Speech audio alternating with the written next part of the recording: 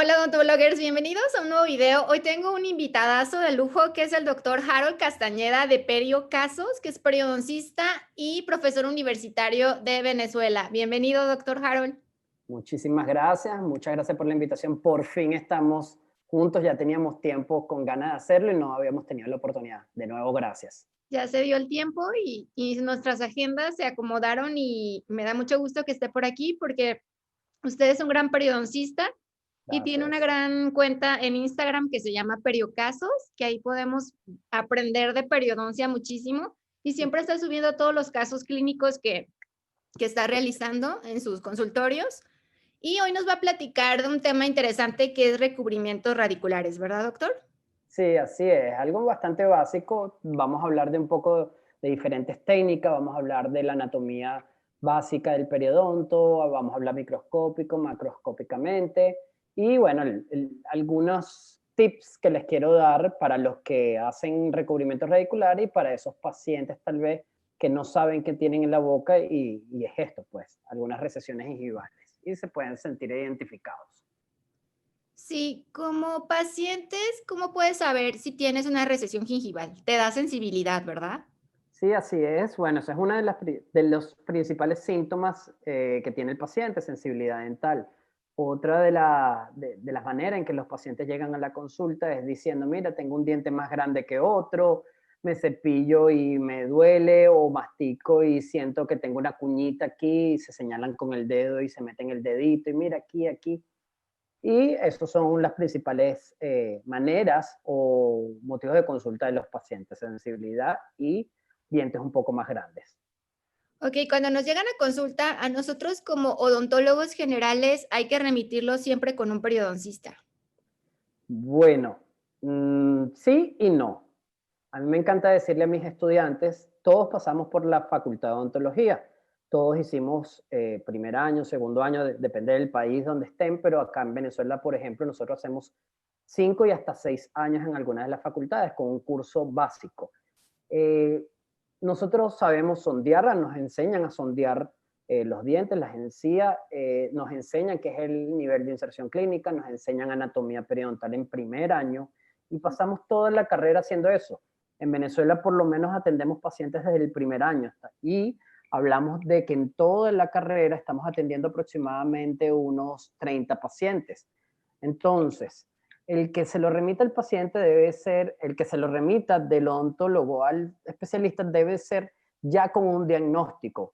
La idea obviamente es que operemos y que restablezcamos ese periodonto a su nivel original, pero no siempre lo vamos a hacer, ni siempre están dadas las condiciones.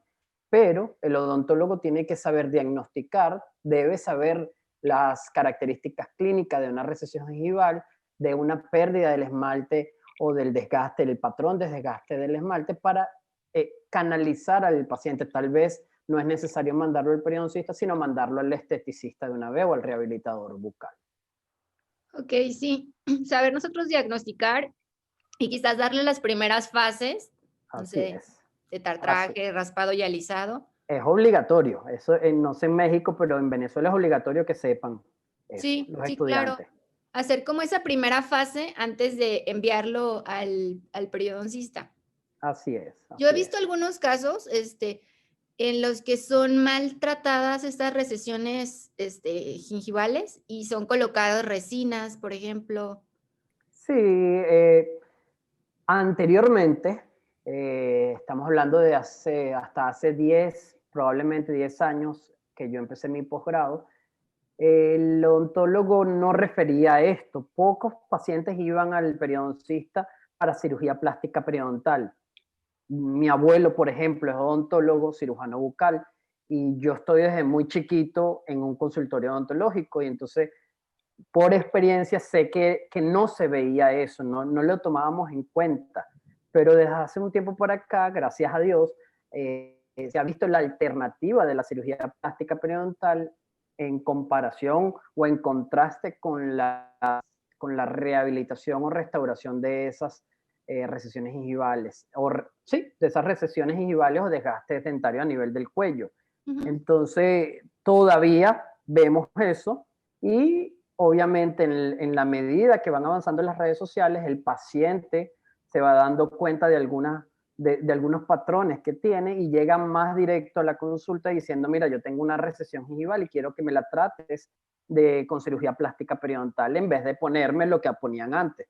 Y Sí. eso lo está diciendo ya el paciente, básicamente, no viene el odontólogo general referido, por ejemplo. Ok, sí, los pacientes cada vez están más informados. Así es. Entonces, una recesión gingival, ¿cuándo ya se denomina una recesión gingival? ¿Cuántos milímetros del cuello? Bueno, claro. Recuerda que tenemos el diente y Ujú, el diente se divide en corona anatómica, corona clínica y la raíz del diente. ujú. Generalmente, o básicamente, la encía está, si estamos hablando de dientes superiores, está por debajo del límite amelocementario, o sea, recubriendo toda la raíz del diente y parte de la porción de la corona anatómica de este diente, o sea, un poquitico de esmalte, que puede variar entre 1, 2 o 3 milímetros de recubrimiento, de que la encía esté por encima del esmalte. ¿Cuándo denominamos que hay una recesión o clasificamos o diagnosticamos una recesión gingival? Cuando ya estamos viendo 1 milímetro de raíz dental, o sea que estamos midiendo desde el límite amelocementario hasta el margen gingival 1 milímetro, 2 milímetros, 3 milímetros. Generalmente, si todavía tenemos la encía por encima del límite amelocementario y no hay una claridad en lo que es la corona anatómica del diente y la raíz, todavía no hay recesión gingival. Ok. Se diagnostica, lo podemos diagnosticar por al medirlo, lo podemos diagnosticar midiéndolo con la sonda. Sí, es lo ideal, es el gold estándar de la medición de la recesión gingival. Lo medimos con una sonda desde el límite melocementario al borde de la recesión. Algunos artículos y algunos autores dicen que la recesión gingival va desde el límite melocementario hasta el fondo de la bolsa, del saco periodontal o de la surco gingival. Entonces, no es simplemente los 2 milímetros que estamos viendo desde el límite amelocementario hasta el margen gingival, sino que también incluimos el milímetro que haya de profundidad del sondaje. Ok. ¿Por qué se forman las recesiones? ¿Cuáles son las causas? Hay múltiples causas, es una enfermedad multifactorial. La principal causa que podemos mencionar es el cepillado traumático. Sin embargo, la Academia Americana de Periodoncia en el 2018, en la última actualización ¿cómo se llama? De la clasificación, dijo que no hay evidencia científica clara de que el cepillado dental sea la principal causa de recesiones gingivales. Ese en un caso particular. Otras causas, podríamos hablar de alimentos cítricos, de bruxismo, de traumas ocasionados con golpes o traumatismo netamente, piercings, la colocación de piercings está bastante o altamente asociado a las recesiones gingivales, sobre todo en la parte lingual de los dientes anteroinferiores y de causa de etiopatología desconocida. Hay un factor que se conjuga con todos estos factores y es que el paciente con un fenotipo periodontal fino, o sea, una encía muy finita, va a estar más predispuesto a sufrir de una recesión gingival en comparación con un paciente que tenga un fenotipo periodontal o una encía mucho más gruesa. Entra también lo que es enfermedad periodontal, recesiones. Sí, claro, la enfermedad periodontal entra dentro de las causas, sin embargo, recordemos que la enfermedad periodontal es una enfermedad infectocontagiosa que va a producir una inflamación y esa inflamación va a producir una pérdida ósea y esa pérdida ósea va a ser generalizada. Entonces, si hablamos de una recesión gingival, estamos hablando de básicamente por algunos de estos factores que te mencioné antes, pero cuando hay una recesión gingival por causa de enfermedad periodontal, estamos hablando de una enfermedad, de que la enfermedad primaria es enfermedad periodontal, periodontitis básicamente. Entonces, Ujú. diferenciar por cuál es la causa de recidiva pasa por descartar primero periodontitis. Luego de que sepamos que no es periodontitis, vamos a lo que es una anomalía o a la clasificación de lo que es la anomalía mucogingival, que en este caso entraría la recesión gingival. Ok, hay que Diferenciar. buscar y buscar pues el origen, ¿verdad? El origen que está causando El, esta recesión en nuestro el paciente. origen primario, claro, porque tú puedes tener una recesión gingival, pero el problema es periodontal, el problema es una infección periodontal. Entonces, ¿hay recesión gingival? Sí. La podemos clasificar en tratable y no tratable, pero básicamente hay que tratar primero la periodontitis. Y después que se trate la periodontitis, se evalúa si se puede hacer la recesión gingival. En este caso, se diagnostica es la periodontitis y no la recesión gingival. Ya, sí. La recesión gingival sería como algo secundario a. A la enfermedad periodontal, Ujú. exactamente. Ok, sí, se tiene que tratar entonces la base. Si es el Así es. piercing, pues quitar el piercing y someterse a cirugía. O sea, ver qué Así. está causando y valorar muy bien a nuestro paciente. Si es bruxismo, tratar el bruxismo. Si Claro, es el cepillado, evaluar. Lo que pasa es que con lo del cepillado no ha habido evidencia clara. ¿Y por qué no hay evidencia clara? Porque, bueno, es difícil tomar a un paciente o a un grupo de pacientes a que se cepillen a esta hora. O sea, tienen que vivir contigo dentro de la facultad, obviamente, para que se cumplan las normas y las variables y evaluar cuál es la presión de cada paciente y evaluar por qué tiene la recesión. Porque evidentemente hay pacientes que se siguen igual cepillando fuerte y no tienen recesiones o las recesiones son mínimas.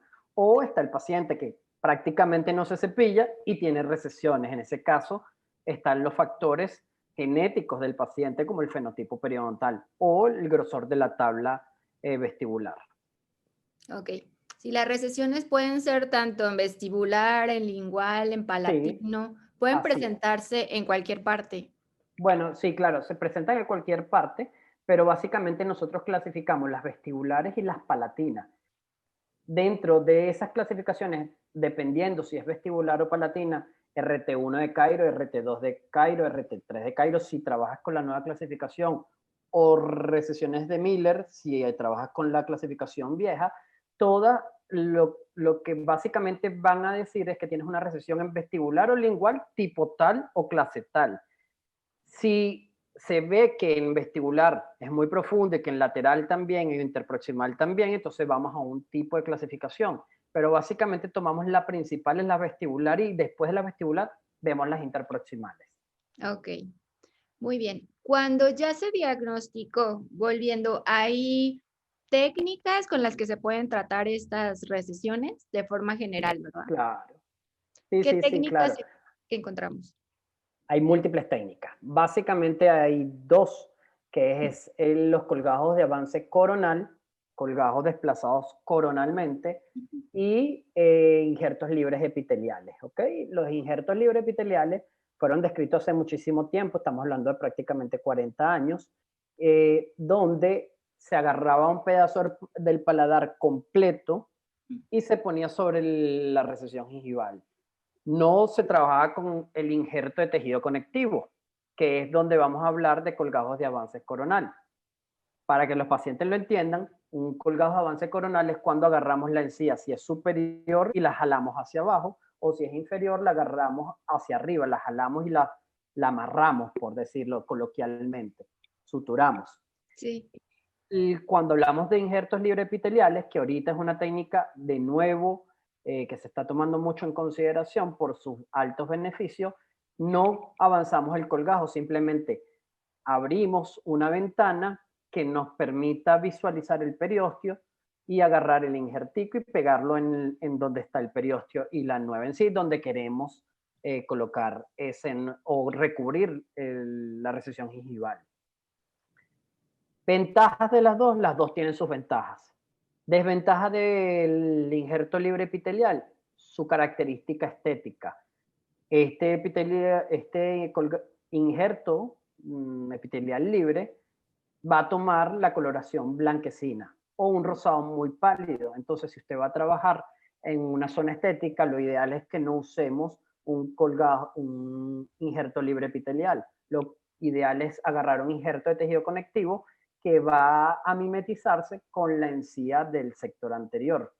que se va a Ahora ver sí, más estético.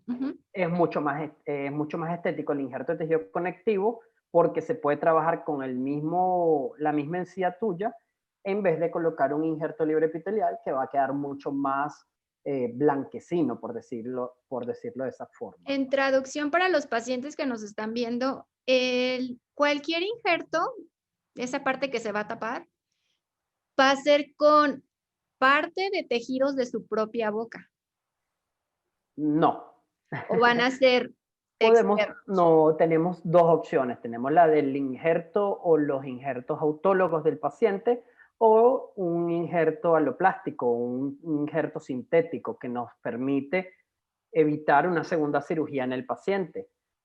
Cuando tomamos un injerto del paciente, básicamente lo hacemos del paladar o de la tuberosidad, de lo que es el maxilar pues superior, y lo trasladamos a la zona donde queremos operar, pero con una matriz celular dérmica, que es una nueva opción, y existe el FibroGuide ahora también, que es un tipo de matriz colágena, nos va a permitir hacer lo mismo que hacemos con el injerto autólogo del paciente, pero sin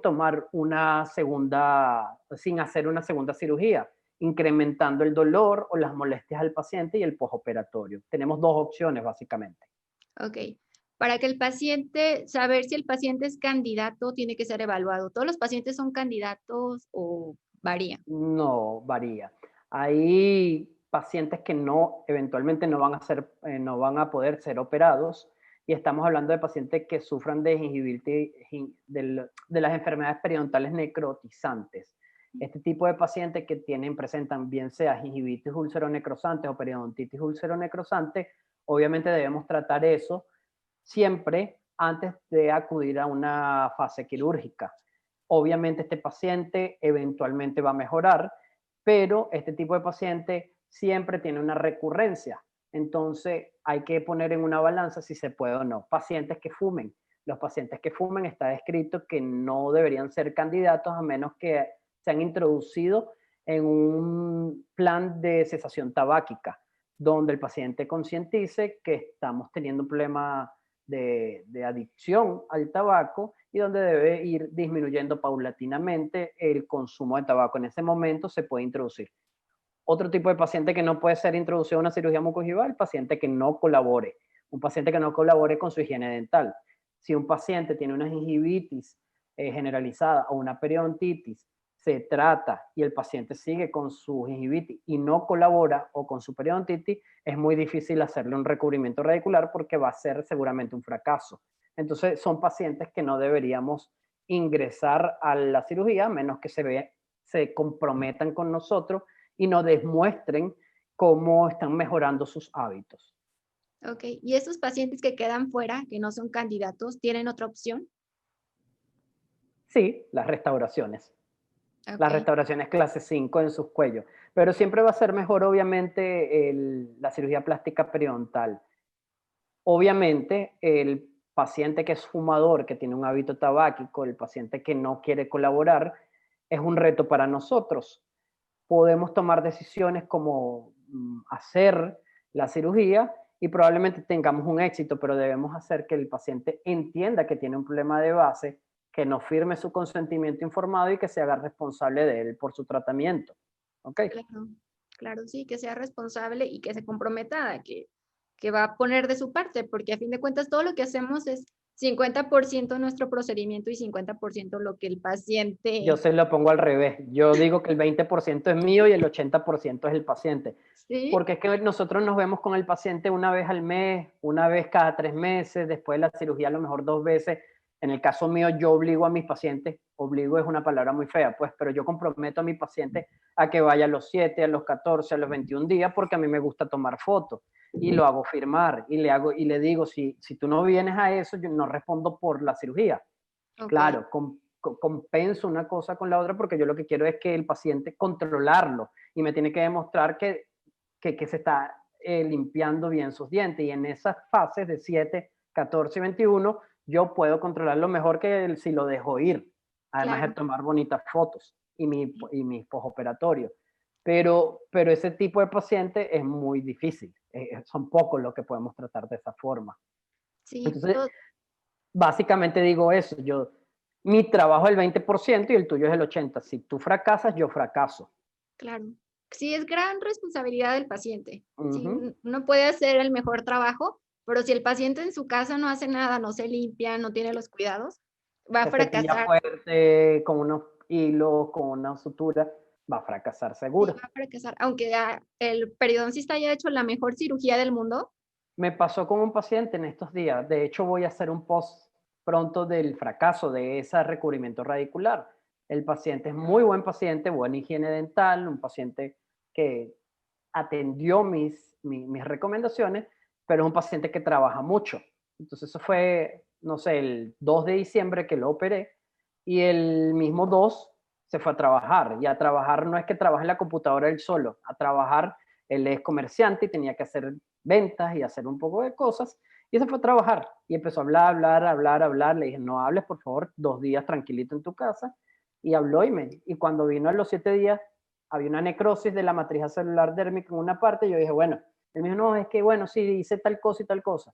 Y se me olvidó y me hice así y habló el cachete para verse porque él sentía algo extraño. Entonces también incrementa el problema. Todo esto es una bola de nieve, todo esto sí, va causando el fracaso del tratamiento. Y la semana pasada lo vi y no hay recubrimiento radicular. Aumenté fenotipo, pero no hay recubrimiento radicular y se lo comenté. Le dije, es un fracaso tuyo, es un fracaso mío, yo respondo por eso, pero sabemos quién fue el culpable. Y el paciente me dijo, sí, yo sé, pero sí, igual, ¿qué hago? Nada, volverte a operar, pero necesito que esta vez sí estés 3 días en tu casa sin hacer nada. sí. El hecho de que no lleven, pues es no seguir los cuidados posoperatorios. Entra ahí eso Correcto. de que la mejor cirugía, pero si el paciente no puso de su parte, anduvo haciendo mil cosas, pues no, va a fracasar a fin de cuentas. Es parte de Así es. comprometerse, como dice usted, doctor, Es un sino compromiso. cuántas veces se va a tener que hacer la cirugía. Es un compromiso total, es un compromiso y para eso tú tienes que ganarte la confianza del paciente también, Sí, trabajar, hablar, mostrar. Lo importante para mí de Periocasos, de mi cuenta en Instagram, no solo es enseñar a mis colegas, porque como tú sabes, como es tu cuenta, es una cuenta básicamente académica, es una cuenta para que nuestros colegas aprendan algo que nosotros no aprendimos cuando estábamos estudiando o cuando salimos al ruedo, como decimos acá en Venezuela, cuando salimos a trabajar y ya no tenemos el librito, sino que tenemos trabajo y no nos damos cuenta. Pero también lo uso para mis pacientes. Yo a mis pacientes se los muestro y digo, mira, este caso, tengo 2 años de esto pasó así. Y entonces les muestro el antes y el después. Y después que ellos ven eso, me voy a mi computadora. Y en la computadora es que les muestro el paso a paso.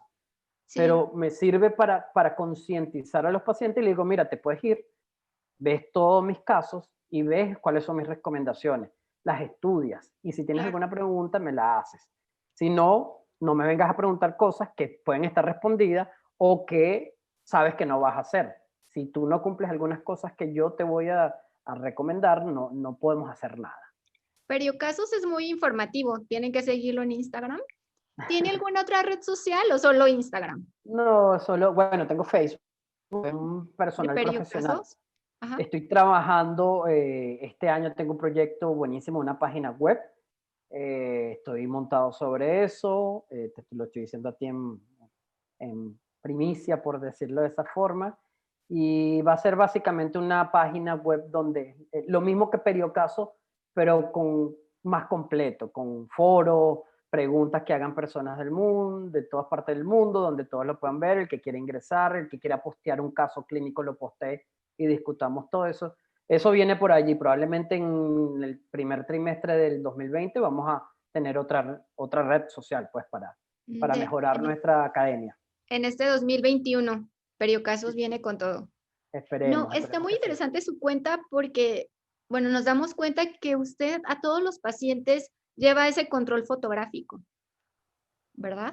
Sí, a la mayoría Ok. de los pacientes. Hay unos que obviamente, hay veces que me pasa que no tomo foto del caso y me arrepiento. Yo empecé tomando fotografías, me lo inculcó el posgrado, la residencia en el posgrado. Compramos nuestras cámaras, compramos nuestros print flashes y poco a poco fuimos evolucionando. Luego hice el curso de When Pictures Really Matter del doctor Aguiar y el doctor Jesús Hosto hace 4 años y medio y me abrió un poquito más la cabeza. No está 100% recomendado para el que lo quiera hacer. Ellos son unas personas venezolanos que tienen mucho talento y siempre están innovando en la parte de fotografía. Y también tiene tips para tus redes sociales, tiene tips para tus presentaciones y conferencias. Y de allí empecé a avanzar poco a poco, poco a poco. Y básicamente lo que hice fue lo que yo le dije a mis pacientes. Primero formé mi equipo. Yo fui el que primero empecé a tomar fotos y tengo un amigo que es fotógrafo, fotógrafo en forma general, y le dije, mira, vamos a hacer algo, ¿quieres trabajar conmigo? Yo te pago por cada paciente algo y tú me ayudas a tomar la foto, porque yo no puedo tomar fotos durante la El plena cirugía, pues si procedimiento. no se Sí, me hace guante, quita guante el paciente, le extrae el paciente la anestesia. sí, no. Lo que hice fue enseñarle a él, mira, estas son las fotos que yo quiero, esto es las luces, cómo lo hacemos, cuál es los settings. Y luego, entonces, como básicamente yo sí tomo los postoperatorios. Pero como toda la semana estoy operando, él debería siempre estar conmigo en la clínica. Entonces, mientras yo estoy operando, él va tomando fotos del postoperatorio. Y siempre me muestra, Harold, esta está bien, no, sí, esta no me gusta, toma esta, lateral, oclusal, de todo. Y un seguimiento. Y eso es un compromiso y creo que eso le gusta a los pacientes. Yo creo que, bueno, a mis pacientes les gusta eso. Los pacientes, como hablamos al principio, están metidos en las redes sociales, están buscando y buscando información y cada día buscan más y más y Sí, con más facilidad le llega información. Y sí, el que tú no estés metido en la red social y el que no lleves un seguimiento de tus pacientes, habla mucho de ti. Y eso es lo que yo trato de fomentar, o sea, de que el paciente sepa que yo voy a estar pendiente de él porque mis casos son así, porque yo los presento de esa forma, pero también es una información para los estudiantes y mis colegas, que ese es el deber ser ahora. Ya la odontología sin fotos pasó a otra vida. El que lo sí. haga está perdiendo tiempo valioso de su tiempo y casos que puede compartir no solo con su paciente, sino con el resto del El mundo. gremio. Entonces, Sí, del algún gremio. artículo, puedes publicar algo que sea interesante. Me ha pasado, por ejemplo, que tengo base, o sea, mi foto baseline, mi foto post, y el paciente no viene más sino 2 años después y no tengo más el paciente y tengo una conferencia de eso y no tengo la foto del 2 años. Y entonces, Sí. o lo que pasa aquí en Venezuela, que muchos se van, muchos migran. Ujú. Entonces tengo las fotos perfectas, bonitas, pero entonces no tengo las de los 2 años, 6 meses, porque los pacientes se fueron. Sí. Entonces, sí. Y se nota eso. Usted es profesor universitario, ¿verdad? Sí. Se nota que le gusta la docencia, se nota que le gusta compartir lo que sabe y eso está muy increíble. Creo que aprendo más compartiendo que no compartiendo. Yo soy de esa filosofía. Soy profesor aquí en la universidad en la que yo me gradué, la Universidad Santa María. Es una universidad que está al este de Caracas, Ujú. cerca de mi casa. Y está la Universidad Central de Venezuela, que obviamente es una punta de Muy conocida. lanza a nivel latinoamericano, reconocida. Sí. Y soy profesor, a veces colaborador de la cátedra de periodoncia en el pregrado, Ujú. pero mi carga horaria es concentrada en el posgrado, en los residentes del posgrado. Yo voy y estoy con ellos, les enseño las nuevas técnicas o discutimos casos, los ayudo a operar, estoy supervisándolos. Pero en la Universidad Central de Venezuela estoy básicamente en el posgrado. Sí, ¿nos puede platicar ya para terminar? ¿En dónde lo pueden encontrar? Me dice que está en Venezuela, exactamente. Sí, estoy en Venezuela, ubicado en, bueno, Altamira, Los Palos Grandes, se llama la zona donde estoy, en un grupo odontológico súper bueno, donde existen cirujanos, protecistas, tengo 3 protecistas que trabajo ahí en ese consultorio, además en mi otro consultorio un poquitico más acá hacia Boleíta se llama, estamos otro grupo odontológico, a la orden, mis números están en la red social, está público, mi correo está a la orden también, me pueden escribir cuando quieran y preguntar lo que sea. En Instagram, como Periocasos, lo encuentran. Periocaso, sí, Lo periocaso. pueden contactar, ya sea que nos estén viendo un paciente que le interese, ya sea un colega que tenga alguna duda. Usted es Así un es. doctor muy accesible, doctor Harold, y sé Sí, que si llegan con alguna duda o pregunta, usted los va a asesorar. sí, sí, gracias a Dios. Esto me ha abierto las puertas en el mundo. Tengo amigos alrededor del mundo, igual que tú. Gracias a esto también he podido viajar Jamaica, Honduras, Panamá a dar algunas conferencias, a conocer amigos, a discutir puntos de vista. Buenísimo. Esto es una red social que de verdad he aprovechado y me ha abierto las puertas a nivel mundial. Sí, creo que siempre compartir, como usted dice, compartir te da más de lo que tú das, ¿no? Yo creo que sí. Recibes más de lo que das. Así es, así es. Y además que estás haciendo algo que te hubiese encantado que hicieran contigo cuando estudiaras. A mí me Claro. encanta, o sea, me hubiese encantado que hubiese un profesor, sí los tuve, pero no teníamos las redes sociales, no teníamos a la mano que tenemos ahorita digitalmente. Y entonces era Sí, más difícil entender las cosas, sino leerlo en el libro, leerlo en el artículo en blanco y negro. No es que soy viejo, no es que soy viejo, tengo 37 años, pero ha sido un cambio básicamente de 10 años para acá y sí. eso ha impactado muchísimo a nivel odontológico. Sí, y que la información y los avances tanto en medicina y en odontología van rapidísimo y que ya los Todos libros los que días. encontraba uno en la universidad pues ya no están actualizados. No, no, no, no, para nada. Y ya los libros ni siquiera los sacan prácticamente en páginas, en folders, Sí, sino que es todo digital, te lo mando digital y ya.